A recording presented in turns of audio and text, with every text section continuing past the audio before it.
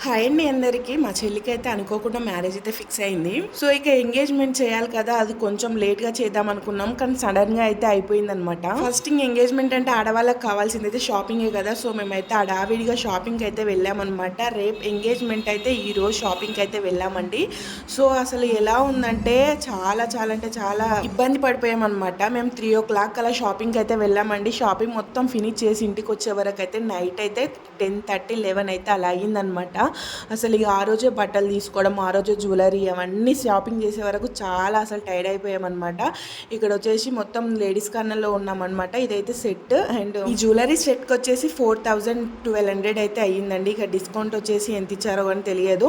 So ఇక ఒక వడ్డానం అయితే తీసుకున్నాము. అన్నీ కలిపి ఒక 8,000 బిల్ వరకు అయిందనమాట. ఇక్కడ లేడీస్ కార్నర్‌లోనే చాలా టైం పట్టేసిందనమాట. సో ఇక మేకప్‌కి కావాల్సిన ఐటమ్స్ అన్నీ తీసుకొని అయితే వచ్చాము. ఇంకా నెక్స్ట్ వీడియోస్ అయితే వస్తూ ఉంటాయి, చూస్తూ ఉండండి.